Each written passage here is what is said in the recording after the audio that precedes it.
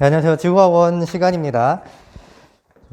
이번 단원은 외부 은하의 분류라고 해가지고 6단원 들어가게 되는데, 우리가 저번 시간까지는 어떤 내용을 배웠냐면 그 5단원까지는 우리가 별에 대해서 수업을 했습니다. 그래서 별의 물리량, 별의 특성 같은 걸 얘기를 먼저 해가지고 별이 어떻게 진화해서 죽을 것인가, 별의 진화 얘기를 하고, 그 다음에 그 별이 죽을 테니까 우리 지구에서 살고 있는 우리들은 다른 곳으로 행성을 이제 이주를 해야 될 텐데, 그때 어떤 별이 행성을 갖고 있는지 행성 탐사 방법을 배워봤었고, 또 생명이 살 수 있는 행성은 어떤 행성인지 생명 가능 지대에 대한 얘기까지 했습니다. 즉 5단원까지는 좀 미시적인, 그러니까 별이라는 좀 좁은, 우리 입장에서는 별도 엄청 크지만 우주 입장에서는 별이라는 건 그렇게 큰 스케일이 아니거든요. 어쨌든 그 작은 스케일을 봤다 하면 6단원에 와서는 외부 은하, 즉 별보다 더 큰 우주 쪽으로 더 커진 거시적인 이 스케일을 가지고 수업을 들어가게 됩니다. 그래서 말 그대로 은하에 대해서 배울 건데, 이 은하를 분류하는 방법을 배워보도록 할 거예요. 그러면 이 은하라는 게 과연 무엇인가? 뭐 여러분들 그 어렴풋이 그 용어에서 느껴지는 느낌으로는 은하가 어떤 건지 알 수 있을 텐데, 좀 정의를 말씀드리면은, 자, 일단 우주에 존재하는 집단의 크기를 비교해 볼 수가 있겠습니다. 우리는 태양이라는 별에 속한 행성인 지구에 살고 있고요. 그 태양계만 하더라도 우리한테는 엄청 큰 그 공간이죠. 근데 그거는 하나의 별이 차지하고 있는 공간인 거고, 그 별들이 모여 있는 집단이 있습니다. 그거를 갖다가 성단이라고 불러요. 성단. 별들이 모인 거. 근데 은하는 요 성단보다도 더 큰 개념입니다. 별이 모인 게 성단이고 성단이 모인 게 은하이다. 그래서 은하는 엄청나게 큰 스케일이라는 것을 여러분들이 좀 머릿속으로 짐작했으면 좋겠고, 또 우리 태양계가 속해 있는 은하가 있고 태양계가 속해 있지 않은 외부에 있는 은하들이 있는데, 그걸 이렇게 구분하는 용어로 태양계가 속했으면 우리 은하, 태양계가 속하지 않은 은하는 외부 은하, 이렇게 구분해서 얘기를 하고 있습니다.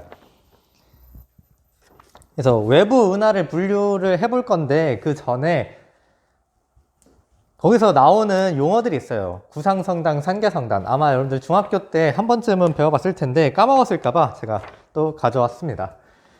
구상성단이라는 건 별들이 모여있는 게 성단인데, 모여있는 모양이 차이가 있는 거예요. 구형의 모양을 하면서 모여있는 건 구상성단, 그리고 별들이 좀 산계에서 모여있는 모습은 산계성단, 이렇게 부릅니다. 그래서 별들이 불포하는 모양, 구상성단은 모여있고요. 산계성단은 좀 흩어져 있는 상태인데, 색을 비교를 해보면 구상성단을 구성하는 이 별들은 주로 늙은 별들이고요. 그리고 붉은색 별이 많습니다. 산계성단은 그거와 상대적으로 젊은 별들이 많고요. 푸른색을 띠는 별들이 많습니다. 즉 온도로 얘기한다면 구상성단을 구성하는 별들이 온도가 낮은 거고, 표면 온도가 낮은 거고, 산계성단을 구성하는 별들이 표면 온도가 높은 거죠. 그 다음에 성간물질은 별을 만들 수 있는 재료로서 우주에 존재하는 그 수소나 헬륨 같은 또는 먼지 같은 우주를 구성하는 되게 기본적인 입자들을 성간물질이라고 얘기를 합니다. 그때 구상성단 안에는 성간물질이 적게 분포를 하고 있고요. 산계성단 안에는 요 성간물질들이 좀 많이 분포를 하고 있습니다. 어쨌든 구상성단이랑 산계성단을 이제 비교한 상태에서 이제 외부 은하를 배우게 될 때 어디에는 구상성단이 많이 있고 어디에는 산계성단이 많이 있다, 이런 얘기들이 나올 거예요. 그때 구상성단은 이런 거였지, 산계성단은 이런 녀석이었지, 이렇게 알고 보시면 좋겠습니다. 그래서 요 허블이라는 과학자는 자기가 이제 망원경을 만들어 가지고 우주에 보이는 저 빛나는 막 천체들을 막 관측을 합니다. 직접 관측을 해가지고 은하의 모습을 망원경으로 관찰을 해내요. 그래서 은하를 각각의 모습들을 확인한 다음에 자기가 그 망원경으로 본 모습 자체가 은하마다 조금씩 차이가 있는 것을 발견합니다. 그래서 그 은하들을 모습에 따라서 타원 은하, 나선 은하, 불규칙 은하, 이렇게 세 가지로 구분을 했고요. 즉 허블이라는 사람이 망원경으로 은하를 관측을 했는데, 과시광선 영역에서 관측한 형태에 따라서 타원 은하, 나선 은하, 불규칙 은하로 구분을 했다. 특히 이 관측한 형태에 따르다라는 거는, 다시 과시광선 영역에서 관측한 형태라고 하면 눈에 보이는 대로 관측했다라고 보시면 돼요. 즉 그냥 보여지는 그 모양 그대로. 예를 들어 뭐 상자가 있어요. 상자 네모나죠. 근데 그 안에는 막 별 모양 장난감이 있다고 쳐요. 그게 사실 본체인데 겉으로 보기에는 이제 상자만 보이는 거죠. 그러면 네모난 모양을 가진 물체다 뭐 이런 식으로 그냥 그 안에 있는 건 전혀 생각하지 않고, 또는 그 가시광선 영역 말고 다른 전파나 뭐 적외선이나 자외선, X선 이런 걸로 본 형태가 아니라 오로지 내 눈으로 들어올 수 있는 빛인 이 가시광선으로 보이는 형태에 따라서 관측한 게 이런 타원 은하, 나선 은하, 불규칙 은하로 이렇게 모양을 구분했다 보시면 되겠습니다. 그때 각각의 은하를 좀 분류를 해볼 거예요. 일단 타원 은하의 특징은 이름에서도 여러분들이 알 수 있지만 원이나 타원 모양의 띄는 은하를 타원 은하라고 부릅니다. 형태가 원이나 타원 모양이다. 이때 타원 은하의 특징은 성간물질이 거의 존재하지가 않아요. 특히 이 성간물질이라고 하는 것은 별을 만들 재료를 뜻합니다. 별을 만드는 재료. 그래서 우리 별에 진화할 때 원시별이 만들어질 수 있는 곳을 온도가 낮고 밀도가 큰 성운이라고 얘기했죠. 특히 그 성운을 구성하는 건 성간물질이 밀집되어 있는 것을 성운이라고 얘기를 했어요. 즉 성간물질이 많이 모여 있어서 걔네들이 응축하면 별이 될 수 있다. 별을 만드는 재료가 성간물질이다. 이렇게 얘기할 수가 있죠. 성간물질, 그러니까 별을 만들 재료가 없으니까 새로 태어난 젊은 별은 거의 없고요. 주로 나이가 많은 별들로 이루어져 있다. 특히 여러분들 학습지에는 온도가 낮고까지 써 있을 거예요. 제가 PPT 못 거쳤는데 주로 온도가 낮고 나이가 많은 별들로 구성되어 있다. 타원 은하는 온도가 낮고 나이가 많은 별들로 구성되고 있다. 그리고 요 타원 은하를 표현하는 방법이 있습니다. 우리가 별을 표면 온도에 따라서 분광형, 막 O형별, B형별, A형별, F형별 이런 식으로 구분했던 것처럼 타원 은하는 우리가 알기 쉽게 알파벳 대문자 E로 표현을 하고요. 이때 타원 정도가 있어요. 어떤 타원 은하는 되게 둥글둥글 원 모양을 띠고 있고, 어떤 타원 은하는 좀 납작한 타원 모양을 띠고 있고, 또 어떤 녀석은 그것보다 더 납작한 타원 모양을 띠고 있는데, 이렇게 얼마나 납작해져 있느냐, 얼마나 동글동글하게 원 모양을 띠고 있느냐 라는 것을 편평도라고 불러요. 편평도. 그래서 이 편평도를 기준으로 이 뒤에다가 숫자 0에서 7까지를 더 붙여서 타원 은하를 그러니까 세세하게 분류를 하고 있습니다. 그때 이 제로, 이 0이 가장 원형에 가까운 구형의 타원 은하를 뜻하고요. 뒤에 있는 숫자가 점점 커질수록 납작한 타원 모양을 갖고 있는 겁니다. 요거는 여러분들 교과서 182페이지 그림을 같이 봐주시면 좋을 것 같아요. 자, 그 그림을 보여드리면 이런 식으로 나와 있습니다. 그래서 보셨을 때 요 두 개가 지금 타원 은하거든요. 나머지는 이제 나선 은하, 불규칙 은하도 있고, 어쨌든 요 두 개가 타원 은하인데 이 0, 가장 구형의 타원 은하, 그리고 이 6, 이 7이 제일 납작하게 찌그러진 타원 은하고, 이 6도 나름 굉장히 납작한 찌그러진 타원 은하예요. 그래서 실제로 본 모습은 이렇게 이 0의 모습이 이렇게 돼 있고, 이 6은 이런 식으로 납작한 모양을 띠고 있다. 그래서 이거를 어떤 하나의 보기 좋은, 한눈에 볼 수 있는 그림으로 표현한다면 이런 모양의 타원 은하다 라는 것을 확인할 수가 있습니다. 어쨌든 타원 은하는 알파벳 E로 표현을 하고 뒤에 0에서 7까지를 붙이는데 0일수록 원이고 7일수록 납작한 타원 모양이다. 이렇게 보시면 되겠습니다. 그리고 여기서 편평도는 찌그러진 정도를 뜻해요. 찌그러진 정도. 그래서 편평도에 따라서 요 타원 은하를 구분한다. 그 다음 나선 은하로 가겠습니다. 나선 은하는 말 그대로 나선 모양을 띈 은하인데, 또 옆에서 봤을 때의 모습이랑 위에서 봤을 때의 모습이 조금 달라요. 그래서 옆에서 봤을 때는 납작한 원반 형태를 보이고 있고요. 위에서 봤을 때는 나선파를 지닌 것을 확인할 수가 있습니다. 어쨌든 옆에서 보면 원반, 위에서 보면 나선팔도 보이는 그런 모습. 얘는 위에서 봤을 때. 그래서 요 나선 은하를 먼저 모습부터 확인을 해보면, 이건 옆에서 본 모습이에요. 옆에서 본 모습. 이때 가장 중앙에 은하핵이 존재를 하고요. 요 은하핵을 둥그렇게 좀 부풀어 오른 모습으로 감싸는 부분이 있어요. 여기가 바로 중앙팽대부라고 부르는 것이고, 그 다음에 중앙팽대부에서부터 이렇게 양쪽으로 어떤 날개 두 개가 삐져나와 있는 것을 볼 수가 있습니다. 여기는 딱 봐도 옆에서 봤을 때 무슨 원반 같지 않나요? 원반놀이 할 때 이렇게 던지는 그런 녀석 같지 않나요? 그래서 요 날개 부분을 은하 원반이라고 부르고, 이렇게만 해서 나선 은하의 구성이 끝나는 게 아니라 요 중앙 팽대부랑 은하 원반을 감싸는 요 동그란 구역이 있습니다. 요 구역에 아무것도 존재하지 않는 게 아니라 지금 까맣게 되어 있지만 나름 여기에 별들이 듬성듬성 있어요. 즉 여기도 이 나선 은하의 하나의 구성 요소라고 볼 수 있고, 여기를 갖다가 헤일로라고 부릅니다. 헤일로. 그래서 나선 은하를 구성하는 요 요소들을 기억해 주면 돼요. 중앙에 은하핵, 중앙에 부풀어 오른 부분이 중앙팽대부, 양쪽으로 이렇게 나와 있는 날개 부분이 은하 원반, 그리고 거기를 헤일로가 둘러싸고 있다. 이렇게 보시면 되겠습니다.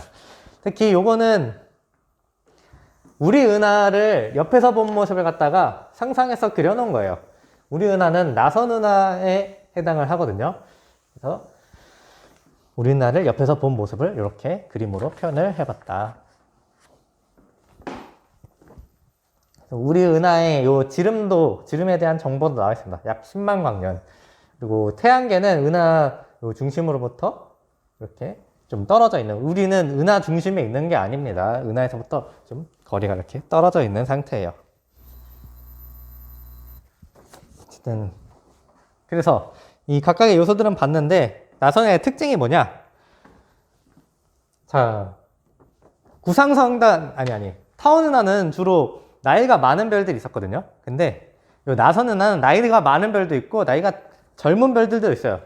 그게 그 위치에 따라서 존재하는 별들의 특징이 좀 다릅니다. 보시면 중앙 팽대부에는 주로 나이가 많은 붉은색의 별이 많고요. 또 성단 중에서도 구상성단이 많이 분포를 하고 있어요. 그리고 은하 원반 쪽에는 이 나선팔 구조가 있고요. 이 나선팔 구조의 별들이 막 있는데, 거기에는 주로 많은 성간물질과 젊은 별, 산계 성단이 분포를 하고 있습니다. 즉 중앙 팽대부에는 나이가 많은 붉은 별, 그리고 구상선단. 한번 그려볼까요? 이렇게 나선 은하가 있는데, 요 중앙에는 나이가 많고 구상성단, 그리고 요 날개 부분, 원반 부분은 나이가 적고 산계성단, 그리고 하나 더 추가로 얘기하면 성간물질도 많다. 그럼 우리가 말하지 않은 부분이 바로 요 헤일로 부분이 아직 언급을 안 했는데, 헤일로에는 별들이 많진 않은데, 별들이 있을 때 그 별들의 특징은 주로 나이가 많은 별들, 그리고 온도가 비교적 낮은 그런 별들이 많습니다. 그리고 있으면 좀 구상성단이 비교적 많이 있고요. 산계성단보다는. 그래서 헤일로도 중앙 팽대부랑 똑같이 나이가 많은 붉은색 별과 구상성단이 분포한다, 이렇게 볼 수가 있겠습니다. 그래서 중앙 팽대부 플러스 헤일로까지 나선 은하의 구성하는 위치에 따른 별들의 특징.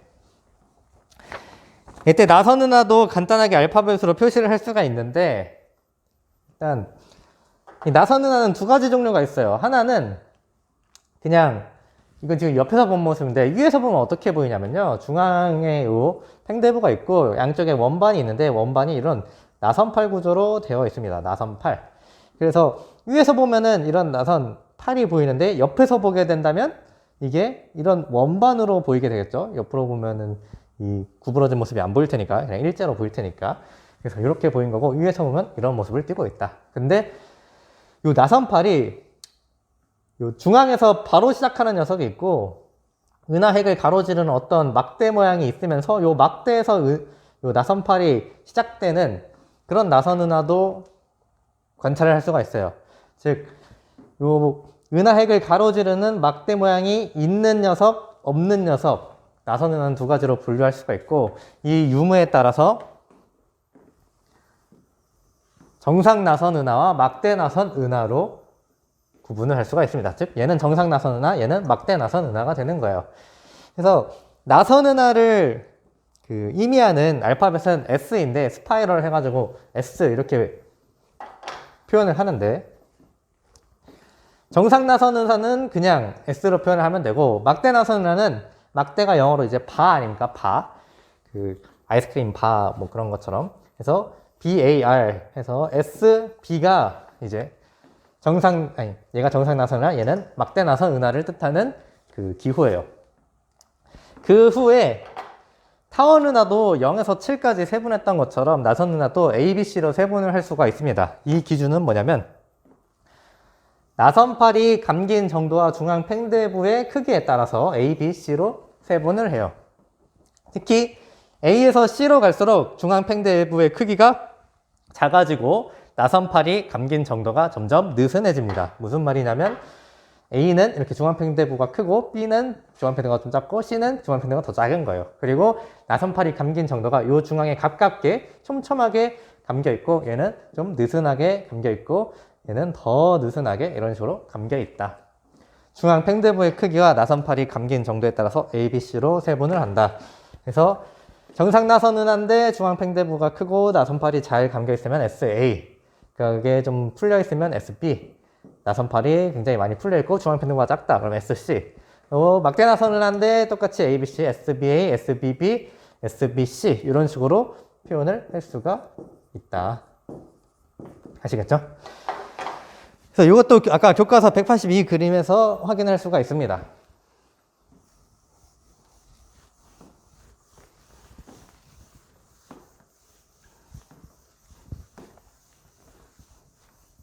자, 이렇게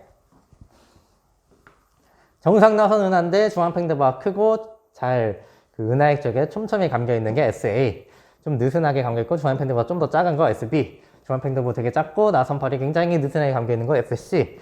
요 은하핵을 관통하는 요 막대가 있는데, 요 막대 나선 은하 중에서도 중앙팽대부가 크고 나선팔이 촘촘하게 감겨 있으면 SBA, 그래서 점점 SBB, SBC 쪽으로 가는 모습 확인할 수가 있겠습니다. 자, 그 다음에 불규칙 은하가 있는데, 얘는 말 그대로 형태가 규칙적인 형태가 없습니다. 나선 모양도 아니고 타원 모양도 아니고, 그리고 불규칙 은하들끼리도 모양이 다 달라요. 그래서 얘는 되게 모양이 불규칙하다라고 해서 불규칙 은하라고 부르는 거고, 얘의 특징은 성간 물질과 젊은 별들이 많이 분포한다는 게 특징이에요. 그래서 이 세 개의 은하를 갖다가 분류를 잘 하는 게 이 단원의 핵심이거든요. 여기를 잘 봐주시고, 타원 은하, 나선 은하, 불규칙 은하의 특징을 비교할 건데, 나선 은하는 특히 중앙팽대부랑 헤일로, 그리고 나선팔이 이 두 개가 특징이 달랐었죠. 나눠서 보면은 타원 은하는 일단 주로 늙은 별, 온도가 낮고 늙은 별이 많았으며 성간 물질은 적었어요.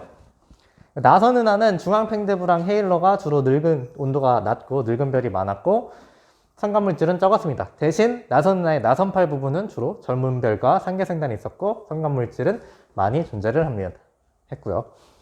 그리고 불규칙 은하는 주로 젊은 별이 있으면서 성간 물질이 아직 많이 남아 있습니다.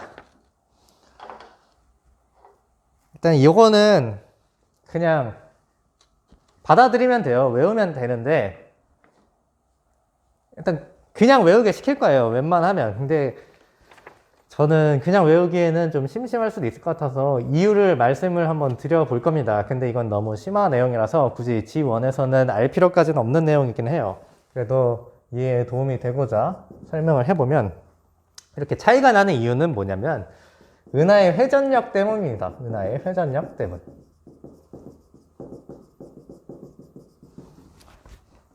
은하를 구성하는 요소들이 이렇게 회전을 하는데, 그때 타원 은하, 나선 은하, 불규칙 은하가 회전력이 서로 차이가 있는 거예요. 타원 은하는 은하 형성 시기에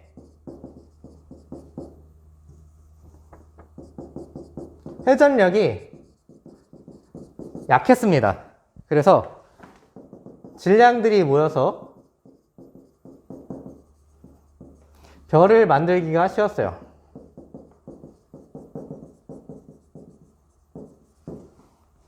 그렇기 때문에 별 탄생이 이미 은하 초기에 끝난 겁니다.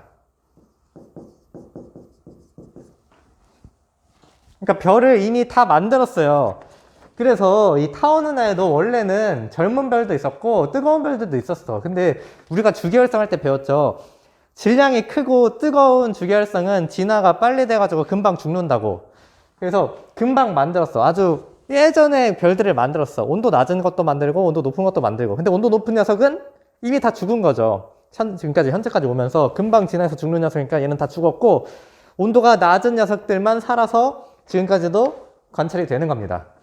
또 안 죽었더라도 거성으로 진화를 했으면 표면 온도가 점점 낮아졌죠. 그래서 거성으로 진화해서 붉고 늙은 별이 됐든, 아니면 아직 주기활성인데 되게 진화가 느려서 붉고 늙은 별인지, 뭐 어쨌든 그런 녀석이 남아서 타원 은하를 구성하고 있다라는 거고, 나선 은하는 회전력이 커요. 특히 요 회전력이 크면은 여러분들이 물을 어느 한 지점으로 모으고 싶다고 했을 때 액체를, 그걸 되게 막 휙 돌리면서 물을 모은다고 해봐요. 잘 안 모이잖아요. 회전력이 약하면은 물을 어디 하나로 모으기 쉬울 텐데, 뭐 입자들을 모으기 쉬울 텐데, 회전력이 엄청 크면은 그 모이는 그런 현상들이 잘 나타나기가 어렵습니다. 그래서 요 나선 은하는 회전력이 큰 그런 은하이고, 그래서 은하 형성 초기에 질량이 모이기 어려웠어요. 이제 지금에 와서야 좀 모이면서 별이 탄생 중이다. 그래서 상대적으로 타원 은하보다 젊은 별들이 많은 겁니다. 우주 이 은하 생성 초기에 별들을 막 만들었으면 늙은 별만 남았을 텐데, 이제 만들고 있으니까 좀 젊은 별들이 많이 보인다. 그 다음 불규칙 은하. 불규칙 은하도 그러면 젊은 별이 많으니까 회전력이 큰가요? 불규칙 은하는 그렇진 않고요. 회전력하고 관계가 있는 게 아니라 질량의 관계가 있는데, 질량 자체가 작은 은하가 이 불규칙 은하입니다. 여러분들 만류인력식을 생각해보면 질량이 클수록 서로 끌어당기는 힘이 컸어요. 근데 불규칙 은하는 질량 자체가 작아서 모일 중력이, 만류인력이 약했습니다. 그래서 회전력 때문에 못 모였던 게 아니라 그냥 중력 자체가 약해서 모이기 어려웠고, 이제서야 별이 탄생 중이다. 그래서 불규칙 은하, 젊은 별, 젊은 별과 성간물질이 많은 이유가 이런 질량치가 작기 때문인 거고, 그리고 나선 은하는 특히 요 회전력이 더 큰 나선팔 부분에서 이렇게 지금에 와서 별이 잘 탄생 중이고, 중앙에서는 또 비교적 늙은 별들이 많이 모인 그런 모습을 보이고 있어요. 그래서 굳이 요 상대적으로 비교를 해보자면 누가 가장 젊은 별이 많느냐, 타원 은하가 제일 늙은 별이 많고, 나선 은하는 섞여 있으니까 중간값인 거고, 불규칙 은하는 젊은 별이 가장 비율상 많다. 뭐 개수상으로 따지면 모르겠지만 비율상, 은하를 구성하는 별들의 비율상 얘가 젊은 별이 가장 많다, 이렇게 얘기할 수 있고, 또 누가 가장 뜨거운 별들이 많냐, 비율상 불규칙 은하가 가장 뜨겁다, 이렇게 얘기할 수가 있겠습니다. 타원 은하가 가장 그 온도가 낮고, 이런 식으로 비교를 해볼 수가 있겠다. 이렇게 허블이 얘기한 세 개의 은하, 모양에 따라서 구분한 세 개의 은하에 대해서 얘기를 해봤고요. 허블은 근데 요 세 개의 은하가 시간에 따라서 진화하면서 모습이 바뀐다고 생각을 했었어요.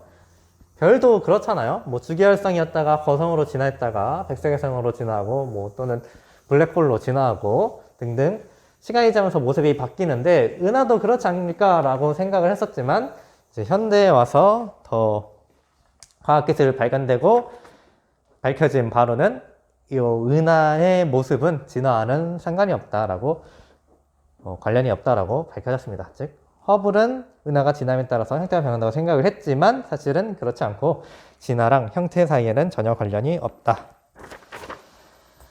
자, 그 다음 특이은하를 보겠습니다. 특이은하.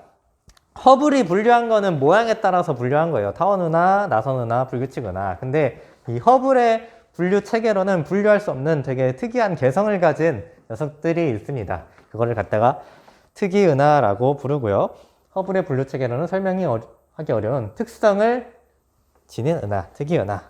요 특이은하에는 4가지 은하가 해당을 합니다.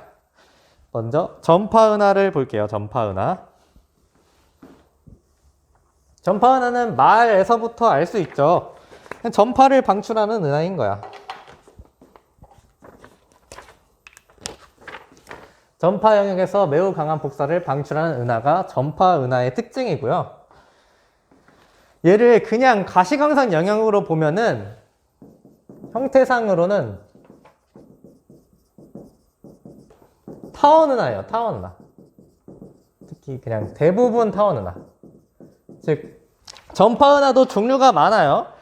뭐 A 전파 은하, B 전파 은하, 그러니까 A B라는 용어가 있는 게 아니라 전파 은하가 3개가 있으면 그 각각의 전파 은하의 모습이 다 다르긴 합니다. 근데 대부분의 전파 은하들은 그냥 눈으로 봤을 때 타원 은하의 형태를 띠고 있고요. 그래서 얘 타원 은하 아니야 라고 생각을 할 수 있겠지만 특이하게도 일반적인 타원 은하랑 다르게 전파 영역에서 매우 강한 복사를 방출하는 것이 요 일반적인 타원 은하와의 큰 차이입니다. 즉 일반적인 별이나 은하는 전파 영역 복사를 잘 안 해요. 하긴 하는데 그렇게 많이 하지 않아요. 왜냐면 우리가 빈의 변이 법칙을 배웠어요. 무슨 말이냐면 그 람다 맥스, 최대로 방출하는 그 파장, 최대 세기를 방출하는 그 파장은 온도에 비례한다. 요 내용을 배웠었잖아요. 표면 온도에 비례한다. 즉 온도가 높을수록 최대로 방출하는 파장의 길이는 최대 에너지 세기를 보이는 파장의 길이는 짧아져요. 그래서 보통 전자기파의 파장을 따졌을 때 파장이 짧은 쪽과 파장이 긴 쪽을 이렇게 얘기하는 전자기파의 용어들이 있는데 가장 짧은 녀석을 우리가 X선이라고 부르고 그것보다 좀 긴 녀석은 우리가 자외선, 그것보다 긴 녀석을 가시광선, 그것보다 긴 녀석을 적외선, 그리고 제일 긴 녀석을 전파라고 부릅니다. 그래서 별의 온도에 따라서 온도가 높을수록 X선이 많이 나오고 그것보다 좀 덜 높을수록 자외선, 그 다음에 가시광선, 그다음 적외선, 전파 이런 식으로 가는 건데 지구만 하더라도 지구가 가장 많은 그 에너지를 방출하는 파장대가 적외선 파장대예요. 그러면 적어도 별이라고 하면 적어도 요 적외선보다는 더 짧은 영역에서 X선이나 자외선이나 가시광선에서 많은 에너지를 방출해야 되지 않겠느냐라는 건데 요 전파은하는 특이하게도 전파 영역에서 굉장히 강한 복사를 방출한다는 거죠. 별이나 은하임에도 불구하고. 그래서 그게 특징이라는 겁니다. 뭐 왜 그런지까지는 몰라도 상관없어요. 그냥 그렇다. 전파 영역에서 강한 복사를 방출한다. 결과만 알아두시면 되고요. 그리고 이 전파 은하의 모습을 잘 봐주셔야 되는데 이게 전파 은하를 전파 영역에서 봤을 때의 모습입니다. 중심에는 이렇게 핵이 있고 중심에 그 양쪽에 이런 돌출부 같은 게 있어요. 좀 부채처럼 생긴 돌출부가 있는데 여기를 로브라고 부릅니다. 로브. 그리고 중심핵과 로브가 되게 얇은 요 선으로 이어져 있어요. 요것을 갖다가 Z라고 불러요. Z. 그래서 이 구조를 말로 설명하면 중심에 핵이 있고 양쪽에 로브가 있고요. 로브라 불리는 돌출부. 그리고 로브와 핵이 Z로 연결이 되어 있습니다. 즉 핵, 로브, Z. 이게 전파 은하를 구성하는 중요한 3가지 요소고 요 Z는 전파 영역에서 잘 관측이 돼요. 이 전파 은하 갖다가 가시광선 영역에서 보면 그냥 타원 은하처럼 보이는데 이거를 딱 전파 영역으로 관측했을 때 우리가 보통은 가시광선을 보는데 밤중에 적외선 스코프 같은 걸 보아서 막 동물들 관찰하고 막 그런 영상들 있잖아요. 좀 초록색으로 막 이렇게 보이는 적외선 영역을 인식할 수 있는 그런 스코프가 있는 것처럼 전파를 인식할 수 있는 그 망원경 가지고 이렇게 보면은 이런 식으로 보이게 됩니다. 그래서 이 Z는 전파 영역에서도 보이는데 X선 영역에서도 관측을 할 수가 있어요. 특이하죠? 그래서 Z는 전파 영역, X선 영역 둘 다 관측할 수 있는 녀석이다 라고 보시면 되고, 이때 이 중심액에서 Z가 분출이 돼 가지고 이 전파 로브로 돌출부가 이렇게 형성이 되는 건데, Z 분출이 왜 일어나는지 잘 모르겠지만 은하 중심부에 존재하는 블랙홀과 관계 있는 것으로 추정이 되고 있습니다. 즉 전파 은하의 중심부에는 거대한 블랙홀이 있다. 거대한이라고 보통 표현하지만 그냥 중요한 건 중심부에 블랙홀이 있다 라는 겁니다. 그래서 이 특이은하는 제가 평소 설명이랑 다르게 궁금증 같은 걸 많이 남기는 설명을 좀 하는 것 같은데 어쩔 수가 없어요. 특이은하가 이 문제 자체가 어렵게 나오는 부분이 아니라 이렇게 외워서 풀게 해요. 자, 이 모양 봐라. 이거 무슨 은하인지 맞춰볼래? 이런 식으로 이 이론 딱 자료 주고, 그림은 특이은하 중에 하나다. 그리고 뭐 각각의 부위를 설명해봐라. 여기 막 Z를 기억으로 바꿔놓고 로브를 니은으로 바꿔놓고 기억해놓고 기억은 로브이다. 막 이런 걸 묻는 거죠. 원래는 Z죠. 근데 자료 이거 딱 준 다음에 기억은 로브이다. 이런 식으로 이 용어 각각의 요소를 기억하고 있으면 풀 수 있는 그런 수준의 문제가 나옵니다. 그래서 특이은하는 막 이렇게 어렵게 안 나오고, 그리고 뭐 설명이 자세하게 들어가는 게 아니고 이렇게 기본적인 설명으로 문제가 나오고 있다. 자, 그 다음이 K사인데 K사. 특이은하 두 번째 K사. 얘는 수많은 별들로 이루어진 은하예요. 은하인데 진짜 멀리 있어요. 그래서 마치 내가 관측을 했을 때는 그냥 하나의 별처럼 느껴지게 됩니다. 워낙에 멀리 있어서 수많은 별들이 모여 있음에도 하나의 별처럼 보이는 녀석이다. 왜 그렇게 보이냐면 K사는 우주 탄생 초기의 천체예요. 굉장히 오래전에 만들어진 은하입니다. 그래서 얘는 매우 큰 적색 편이가 나타나요. 우리가 아직 우주 팽창을 배우지 않아서 이게 잘 이해가 안 될 수도 있는데, 우주는 빅뱅 우주로는 다 알고 계시죠? 처음에 한 점에 모든 물질들이 있었다가 이게 폭발이 일어나가지고 우주가 점점 팽창해서 이렇게 커졌다라는 게 빅뱅 우주론의 이론입니다. 즉 우주 초기에 K사가 이렇게 만들어졌다면 어떤 우리 은하가 뭐 이렇게 있을 때 이 K사는 우주가 팽창함에 따라서 저 멀리까지 가 있을 거고, 약간 뭐 이런 식으로 그려볼까? 우리 은하가 요 중심에서 그 딱 멀지 않은 위치에 찍혀 있다라고 하면 K사는 저 멀리까지 이미 우주 초기부터 팽창해서 날아가 있는 녀석인 거죠. 그리고 우주가 팽창함에 따라서 그 거리가 멀수록 더 빠르게 이 두 개의 사이는 더 빠르게 멀어지는 특성이 있습니다. 나중에 우주 팽창할 때 제대로 설명할게요. 그래서 우주 탄생 초기의 천체이기 때문에 우주가 팽창함에 따라 굉장히 멀리 날아가 버린 녀석인 거고, 그 멀리 날아가 있는 상태이기 때문에 우주가 팽창하면서 아주 빠른 속도로 우리로부터 멀어지고 있다. 이렇게 볼 수 있는 천체입니다. 그래서 매우 큰 적색 편이가 나타나는 거예요. 우리가 도플러 효과 배웠죠. 시선 속도가 가까워지면서 빛을 주면은 청색 편이가 나타나고, 멀어지면서 우리한테 빛을 주면 적색 편이가 나타난다. 즉 매우 큰 적색 편이가 나타난다는 건 시선 속도가 매우 크다. 그러니까 매우 빠르게 멀어진다. 이건 굳이 안 적어도 될 것 같아요. 여기 밑에 설명했죠. 우주 탄생 초기에 만들어졌기 때문에 우주 팽창에 따라서 매우 멀리까지 날아가 있는 녀석이고, 매우 멀리 있기 때문에 우주 팽창으로 빠르게 멀어지고 있다. 그리고 K사는 이 크기가 작은데도, 그러니까 너무 멀리 있어서 굉장히 우리한테 작게 보이는데 어쨌든 보이는 녀석이야. 진짜 멀리 있는데도 어떻게 왜 이렇게 보이냐. 종이 찾는데 신경 쓰지 마시고요. 학교 남아서 이거 찍고 있어서 그냥 찐 거예요. K사는 크기가 작은데도 우리 눈에 보일 정도로 엄청난 에너지를 방출하고 있다. 어떻게 하면 그 엄청난 에너지가 방출될 수가 있느냐? 아마도 K사의 중심부에는 거대한 블랙홀이 있을 것으로 추정된다 라는 겁니다. 이렇게 많은 에너지가 방출되기 위해서는 요 중앙, K사의 중앙에 거대한 블랙홀이 있을 것이다, 이런 얘기를 하는 거죠.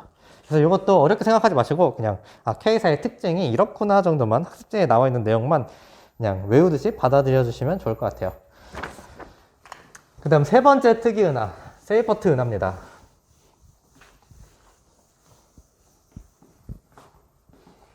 세이퍼트 은하.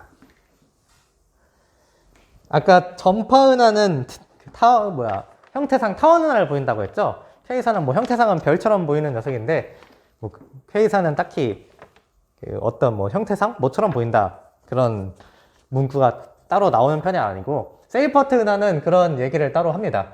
형태상 대부분 나선 은하를 보여요. 나선 은하. 그래서 그냥 눈으로 봤을 때는 나선 은하처럼 보이는데, 보통의 나선 은하와는 다르게 굉장히 개성 있는 특징이 나타나는 녀석인 겁니다. 어떤 특징이 있냐면, 일단 보통의 은하에 비해서 은하핵이 매우 밝아요. 중심이 매우 밝습니다. 보통의 나선 은하에 비해서. 그리고 요 은하에서 빛이 나오는데, 그러니까 은하에 어떤 성운이 있을 수 있죠. 은하는 별들이든 우주에 이런 구성하는 물질들이 막 이렇게 하나로 모여있는 집단이 은하인데, 요 별도 있을 거고 어떤 성간 물질이 모여있는 성운도 있을 거고, 근데 요 세이퍼트 은하를 구성하는 요 성운이, 특히 온도가 높은 성운은 이렇게 그 구성하는 기체들이 들떴다가 바닷산으로 가라앉으면서 빛을 방출합니다. 그래서 방출 스펙트럼을 우리한테 보내게 되는데, 요거를 잘 관측해 봤더니 스펙트럼의 방출성 폭이 보통의 은하에 비해서 매우 넓게 관측되는 특징이 나타나요. 그래서 요 스펙트럼 방출성 폭이 넓다는 것이 무엇을 뜻하냐면,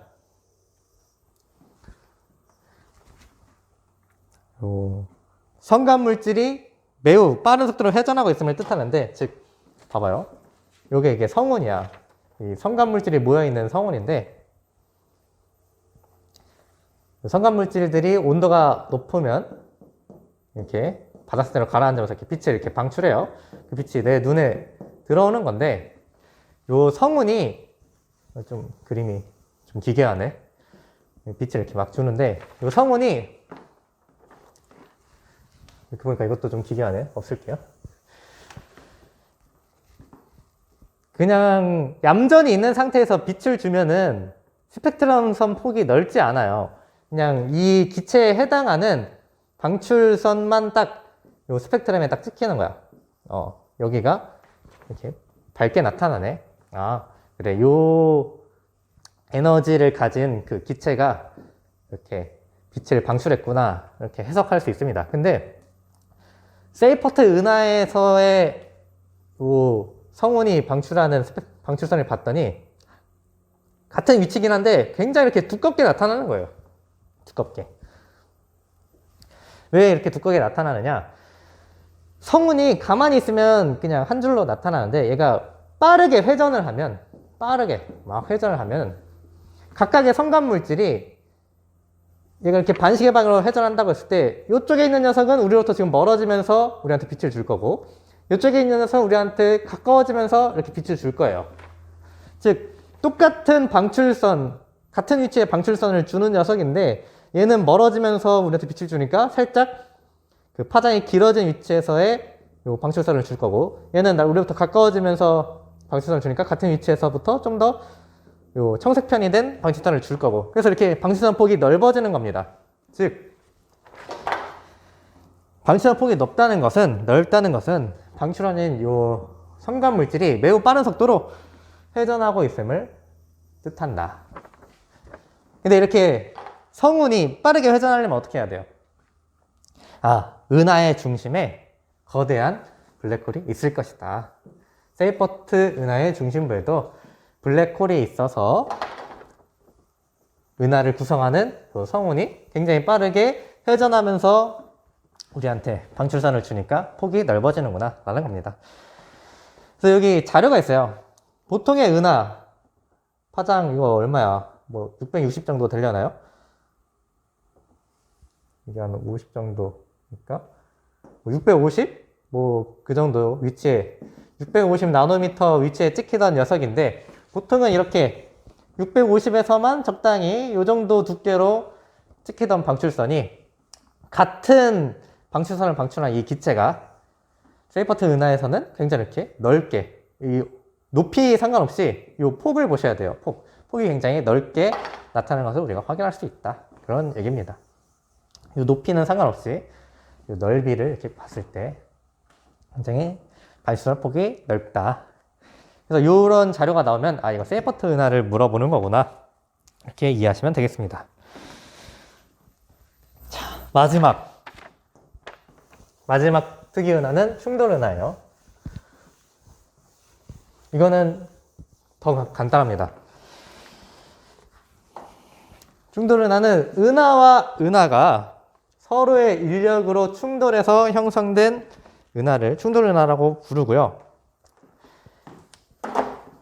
이렇게 은하 두 개가 충돌을 하는데 우리 예상과는 좀 다르게 뭐 예상이 사람마다 다르긴 하겠지만 보통은 은하가 충돌하면 되게 막 우주가 멸망하고 이 안에 있는 모든 구성원들이 다 죽고 막 그런 생각이 들 수도 있죠.